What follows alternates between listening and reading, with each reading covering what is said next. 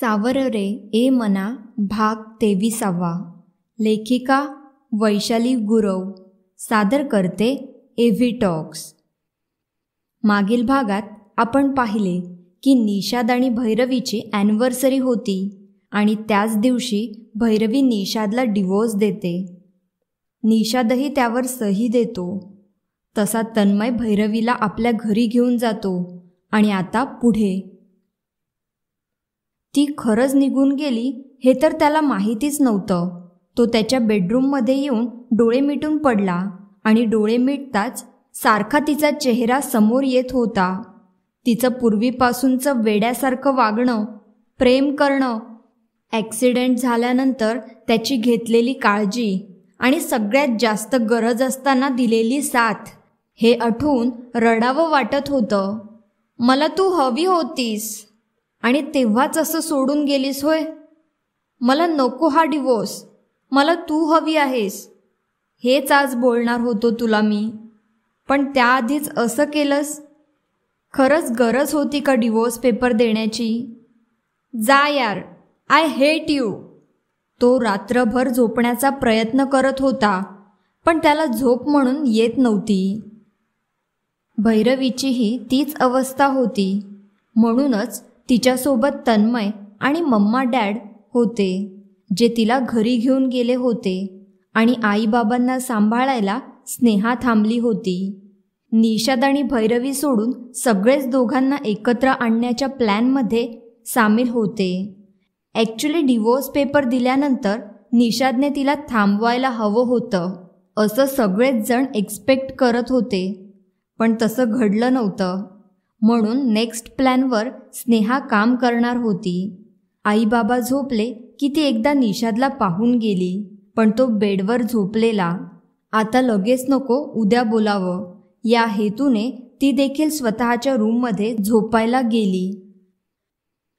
दुसऱ्या दिवशी सकाळी तो उठून खाली आला तर भैरवी खरंच दिसत नव्हती.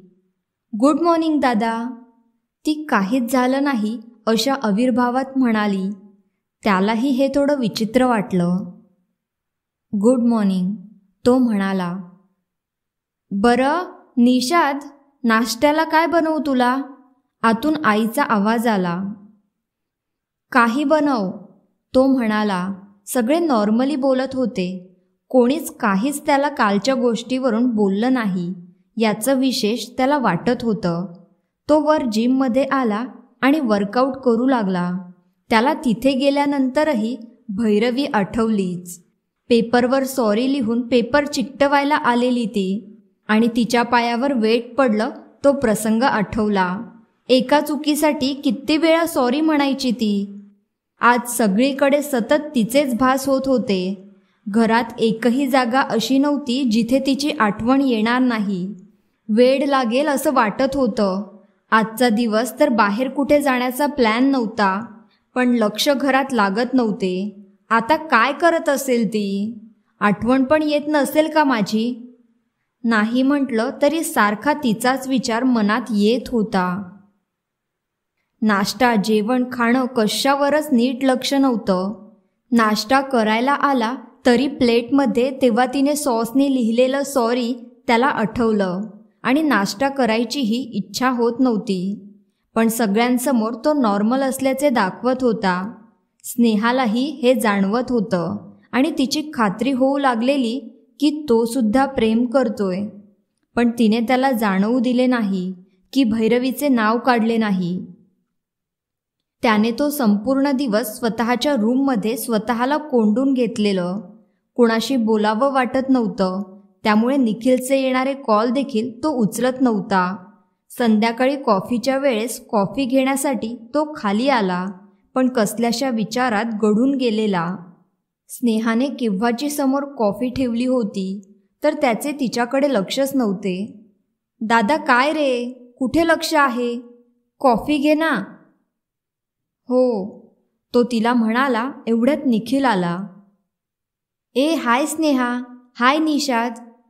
काय अरे, काल बोलला नाहीस आणि हल्ली रोज फोन करतो मी तर उचलतही नाहीस, म्हणून भेटायलाच आलो. आणखी एक, ही घे माझी लग्नपत्रिका. पुढच्याच महिन्यात लग्न करतोय मी. वाव, काय सांगतोस, कॉंग्रॅच्युलेशन रे, स्नेहा म्हणाली. बरं का काका काकू, तुम्ही सगळ्यांनी यायचं आहे. हो येणार तर, बाबा म्हणाले. निषाद, जरा बाहेर चल ना, मला तुझ्याशी खूप महत्त्वाचं बोलायचं आहे, म्हणत तो त्याला बाहेर गार्डनमध्ये घेऊन आला. बाहेर येताच निषाद त्याला म्हणाला, आता तिच्याशी लग्न करणार आहेस का? कुणाशी? बरा आहेस ना निषाद, काय बोलतोयस तू? हो, बरा दिसतोय ना मी. असा तिरकस का बोलत आहेस? आणि भैरवी दिसत नाहीये ती? गेली ती मला सोडून तुझ्यामुळे. आणखी काही ऐकायचंय का? निषाद म्हणतो. अरे असा का बोलत आहेस? What happen? सगळं सांगू का तुला काय झालं ते? आणि सांगायची काय गरज आहे? तुला तर सगळं माहिती असेल ना. असा का बोलत आहेस तू? एक मिनिट निषाद, तुझा काहीतरी गैरसमज झालेला दिसतोय. माझा काहीही गैरसमज झालेला नाही, सगळं कळतं मला. डोळे आहेत हा मला. काय चाललेलं असायचं तुम्हा दोघांचे, सांग ना, निषाद विचारतो. कोण दोघं? मी आणि भैरवी. हो, गेली ती काल मला डिवोर्स देऊन, मी मागितला नसताना. कशाच्या आधारावर सांग ना. त्याची नुसती चिडचिड चालली होती आणि निखिलशीही तो एक शब्दही नीट बोलत नव्हता. हे भगवान निषाद, मी तुझ्याकडून हे एक्सपेक्ट नव्हतो करत हा. ती मला छोट्या बहिणीसारखी आहे. उलट तिचंच केव्हाचे चाललेलं तुला डिवोर्स द्यायचं, जे नको देऊ तिला मी केव्हाचे सांगत होतो. तुझ्याशी त्या दिवशीच बोलणार होतो, पण ती नको म्हणाली. आणि तू माझ्याशी बोलत नव्हतास, पण तिच्याशी तरी बोलायचं ना. बोलून प्रॉब्लेम सॉल्व्ह होतात ना निषाद. कसा आहेस रे तू? तुला माझ्यावर शक होता तर मला तरी विचारायचं. ही आहे का आपली मैत्री? मग तुमच्या दोघांबद्दल पेपरमध्ये छापून आलं ते काय होतं? ओ, तुझा त्याच्यावर विश्वास आहे. निषाद, तुझ्याबद्दलही पाठीमागे येत होतं न्यूजपेपरमध्ये, ते खरं होतं का? आणि आम्ही ठेवला का त्याच्यावर विश्वास? का तर आमचा तुझ्यावर विश्वास होता. पण तू तर कम ऑन यार. म्हणजे तुमच्या दोघात असं काही नाही? पण मग ते पेपरमध्ये पुन्हा तेच. अरे माझी होणारी बायको दीक्षा, तिला भेटवायचं म्हणून भेटलो होतो एकदा आम्ही. माझ्या आणि तिच्यात कसं शक्य आहे निषाद?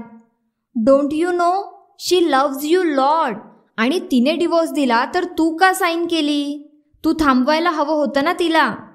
का अजूनही काहीच वाटत नाही तुला तिच्याबद्दल? बिचारी. निखिल बोलत होता आणि तो तर एकदम गप्पच झाला. निषाद माझा ऐक, अजूनही वेळ गेली नाही. जा तिला भेट, बोल तिच्याशी. निखिल त्याला पुन्हा समजावत म्हणाला. I love her Nikhil. तिला ॲनिव्हर्सरीला बोलणार होतो, पण तुमच्या दोघांबद्दल गैरसमज झालेला आणि त्यामध्ये आय हेट मायसेल्फ यार.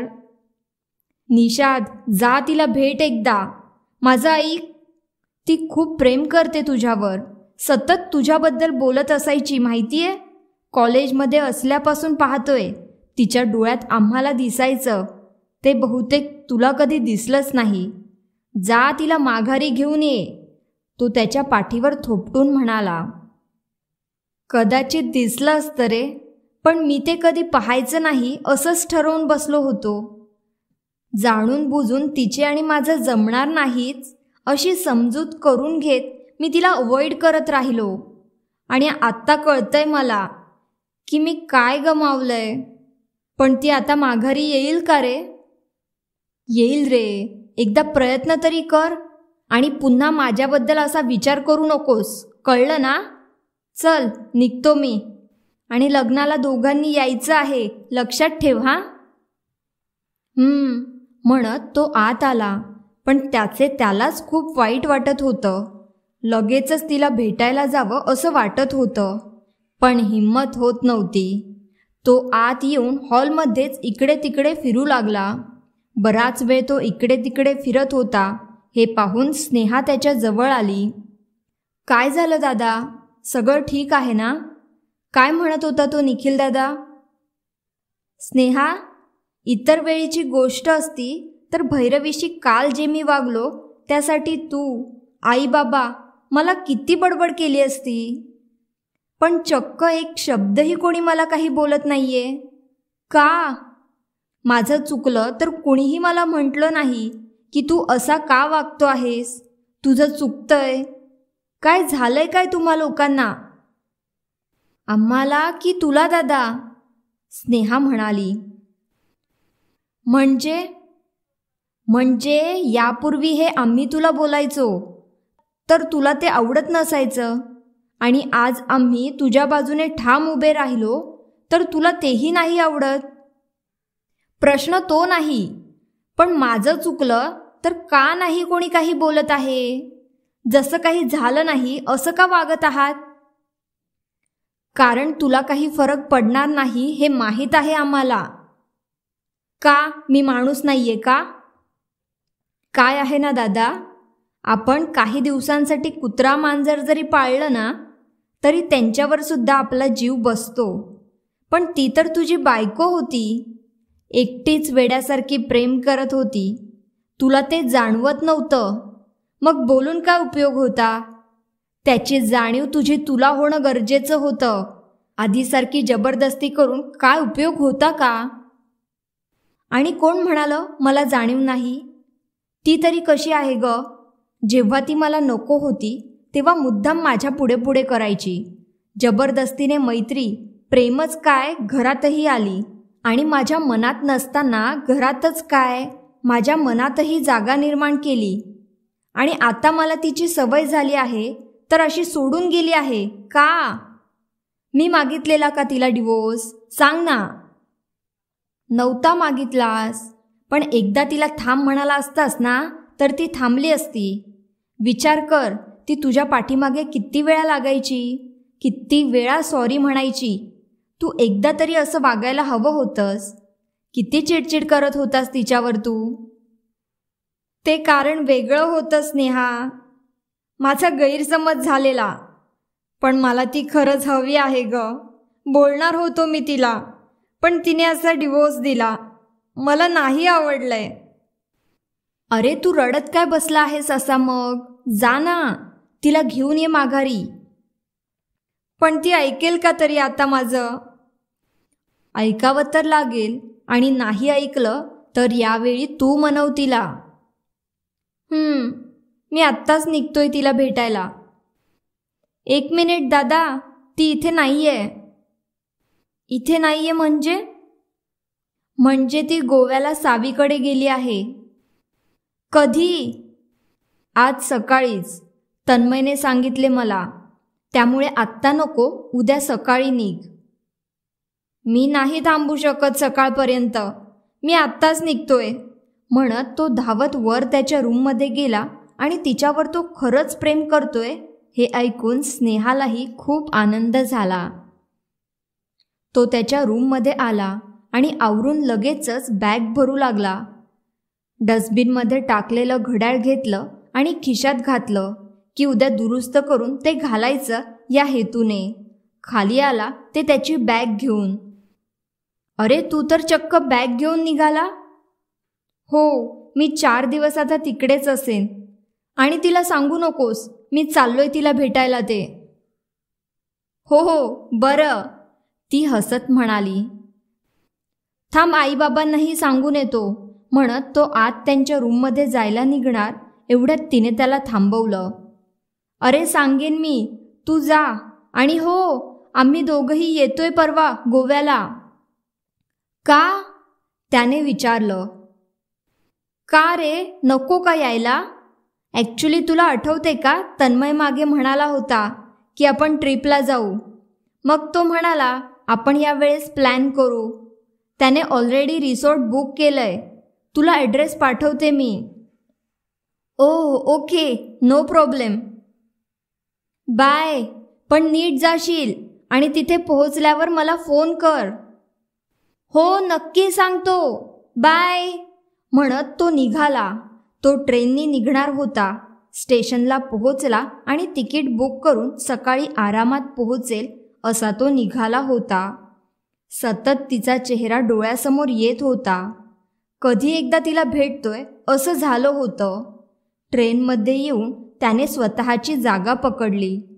कानात हेडफोन्स घातले आणि गाणी लावून डोळे मिटून पडला. तू ही तू हर जगह आजकल क्यों है, रास्ते हर दफा सिर्फ तेरा पता, मुझसे पूछे भला क्यों है, ना मैं अपना रहा ना किसी और का, ऐसा मेरे खुदा क्यों है. ओ. गाणं लागलेलं आणि मिटलेल्या बंद डोळ्यात तिच्यासोबत घडलेल्या आठवणी त्याच्या मनावर रुंजी घालत होत्या आणि गालात हलकेच स्माईल येत होतं. भैरवीला वाटत होतं त्यापेक्षा आता खूप जड जात होतं.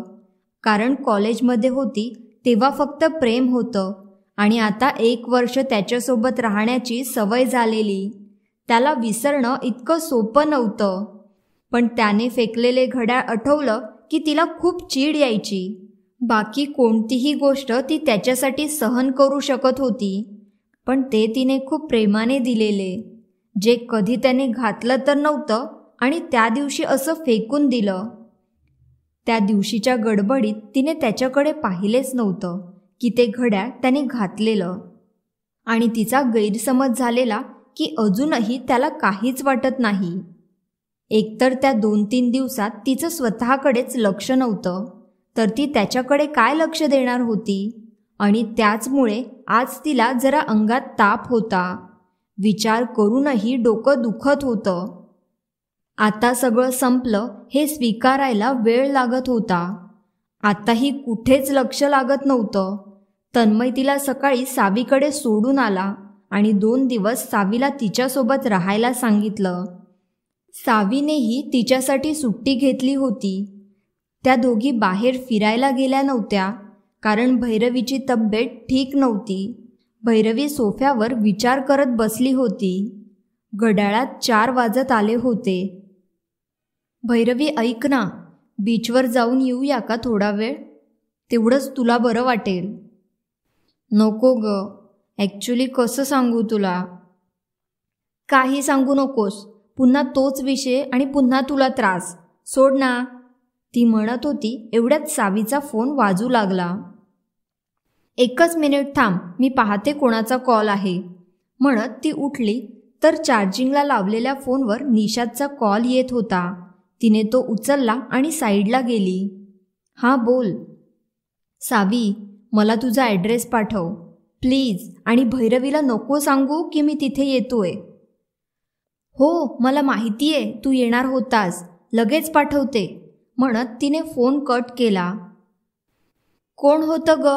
भैरवीने विचारलं. अगं ऑफिसमधून कॉल आला होता. ओ, काही महत्त्वाचं काम आहे का?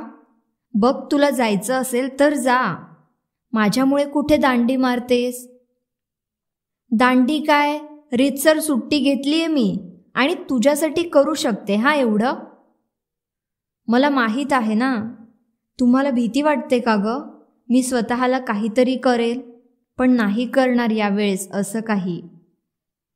बरं एक विचारू? हो विचार. जर निशाद तुझ्यासाठी इथे आला तर काय करणार आहेस? मला नाही वाटत तो येईल. बिचारा सुटला एकदाचा माझ्या त्रासातून, आणि आला तरी मी नाही जाणार लगेच त्याच्याकडे. सावी 5 वर्ष काय असतात? इतकी वर्ष वाट पाहून जाऊ दे. बरं सोड, नको तो विषय. चांगलं म्हणते बीचवर जाऊया तर ऐकतच नाहीस. गोव्याचा बीच पाहिलास ना, सगळं विसरशील.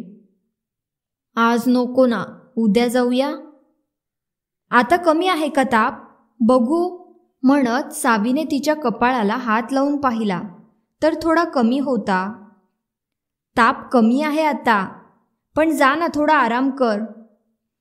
अगं ठीक आहे ग, इथेच बरी आहे मी. आणि अगं एवढी स्पेशल ट्रीटमेंट का देतेस मला? काय आहे ना, पहिल्यांदा माझी मैत्रीण माझ्याकडे आली आहे, एवढं तर चालणारच. दोघींच्या बराच वेळ गप्पा चालल्या होत्या. घड्याळात 4:45 वाजत आले तसं सावी भैरवीला म्हणाली, भैरवी, कॉफी घेणार आहेस का? म्हणजे मी बनवायला घेते. हो चालेल, ती म्हणत होती. एवढ्यातच डोअरबेल वाजली. आत्ता कोण आलं असेल म्हणत सावी दार उघडायला गेली. समोर निषादला पाहून, तू ये ना आत. सावीने उगाचच वेगळे एक्सप्रेशन दिले, कारण समोर तो होता. भैरवीचे लक्ष गेलं आणि निषादला पाहून ती जागेवरच उठून उभी राहिली. तो डायरेक्ट आत आला. बस ना, मी कॉफी करून आणते म्हणत सावी निघणार तर तिने सावीचा हात पकडला. तुला माहीत होतं का हा येणार आहे? सावी, मला कुणाला भेटायचं नाहीये हा, तू सांग त्याला. भैरवी सावीला म्हणत होती आणि तिला कोणाची बाजू घ्यावी हेच कळत नव्हतं. अगं त्याला काय म्हणायचे ते तर ऐकून घे, सावी सांगते. तुझा कॉफी बनव, मी बोलतो तिच्याशी, निषाद म्हणतो. ओके. ती निघणार तर भैरवी तिचा हातच सोडत नव्हती. कुठेही जाणार नाहीयेस, तू इथेच थांब, भैरवी म्हणाली. आणि तिचं ते चिडलेलं रूप पहिल्यांदा पाहत असणारा निषाद तिला एकटक पाहत गालात हसत होता. त्याने समोर होऊन तिने सावीचा पकडलेला हात सोडवला आणि सावीला जायला सांगून तो तिला तिथे असणाऱ्या बेडरूममध्ये घेऊन आला. माझा हात सोड निषाद, मला तुझ्याशी काही बोलायचं नाहीये. आणि का आला आहेस तू इथे?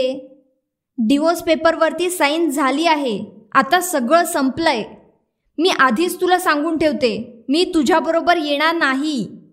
मला आता तुझ्याबद्दल काही वाटत नाही, ती बोलत होती आणि तो तर डोअर लावून तिच्याकडे आला.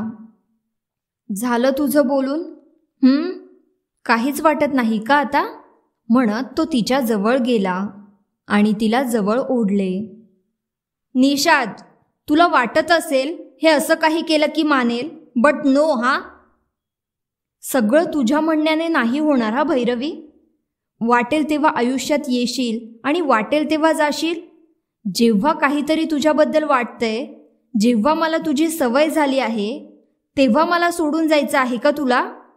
हे सगळं मला चालणार नाही. मग एवढंच होतं तर डिवोर्स पेपरवर साईन का केली, ती म्हणत होती. एवढ्यात त्याने तिला पकडलं आणि तिच्या डोळ्यात पाहत म्हणाला, डिवोर्स मी नव्हता मागितला, तो तू दिलास. मला काय वाटतं याचा विचार तरी केलास? माझी चिडचिड होत होती. सुरुवातीला विचारायचीस तरी येऊन काय झालं म्हणून, नंतर तर तेही करत नव्हतीस. विचारायचं होतं ना की काय झालंय, मी सांगितलं नसतं का? मी आपला वेड्यासारखा तुला गृहीत धरत होतो. काही झालं तरी तू नेहमी आजूबाजूला असशील आणि तू तर डिवोर्स पेपर दिलेस. तुलाच हवे होते ना ते, कारण होतं तुझी सततची चिडचिड. काय अर्थ काढायला हवा होता ना मी त्याचा.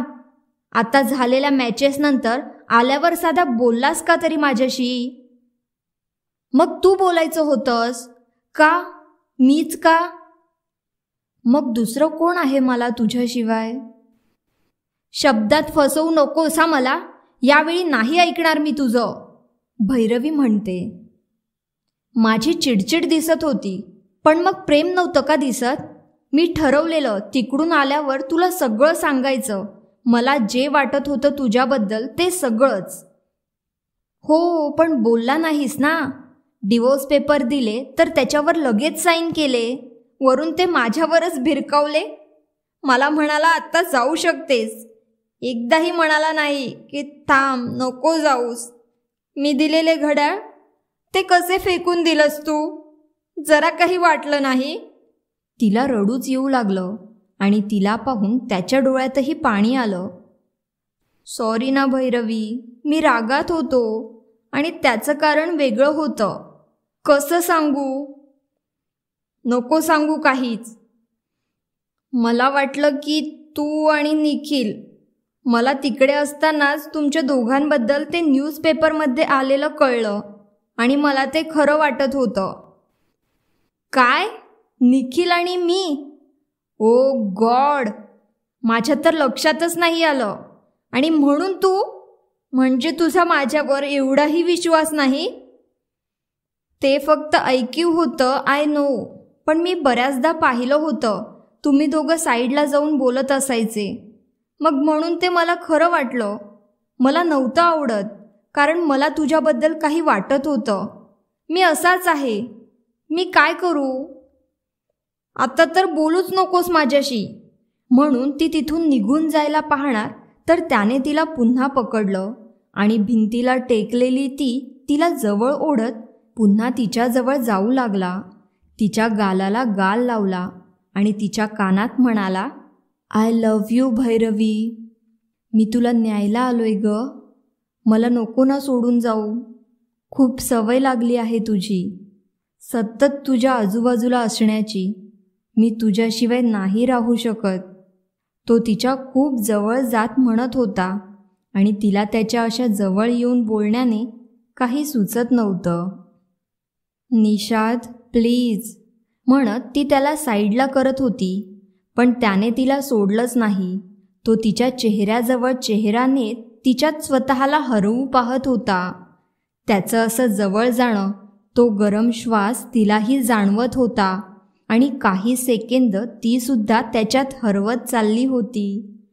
त्याचं लक्ष, त्याचं प्रेम, तेच तर हवं होतं आणि जे आज न मागता मिळत होतं.